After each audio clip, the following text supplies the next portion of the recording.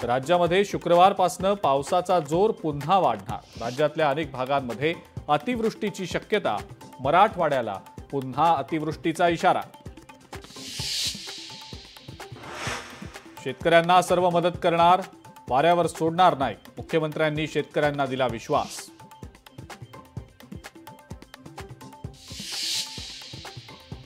राष्ट्रवादीचे मंत्री, आमदार, खासदार 1 महिन्याचा पगार नुकसानग्रस्तांना देणार। 1 महिन्याचा पगार मुख्यमंत्री सहाय्यता निधीमध्ये जमा करणार। राष्ट्रवादी काँग्रेसचा नुकसानग्रस्तांसाठी मोठा निर्णय। उद्धव ठाकरे उद्या मराठवाड्याच्या दौऱ्यावर। अतिवृष्टीमुळे झालेल्या नुकसानाची करणार पाहणी। सकाळी 11 वाजता दौऱ्याला सुरुवात करणार। ठाकरेंच्या शिवसेनेतले काही बडे नेते शिंदेंच्या संपर्कात असल्याची सूत्रांची माहिती। काहीच दिवसांपूर्वी दिल्लीमध्ये भेटही घेतली गेल्याची सूत्रांची माहिती। नंदुरबारमध्ये आदिवासी युवकाच्या हत्येच्या निषेधार्थ मोर्चा।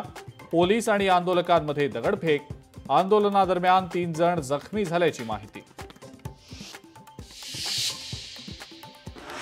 यंदाच्या दिवाळीपूर्वी म्हाडा कर्मचाऱ्यांसाठी आनंदाची बातमी। कर्मचाऱ्यांना यंदा 25,000 रुपये दिवाळी बोनस मिळणार।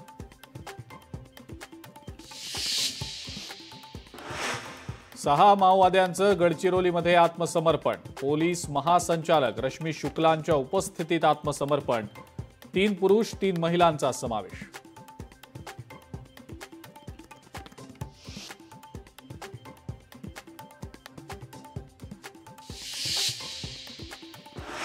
आणि लडाखमध्ये पूर्ण राज्याच्या मागणीसाठी हिंसक आंदोलन। आंदोलकांनी भाजपचं कार्यालयच पेटवलं। पोलिसांवर दगडफेक आणि सीआरपीएफचं वाहनही जाळलं।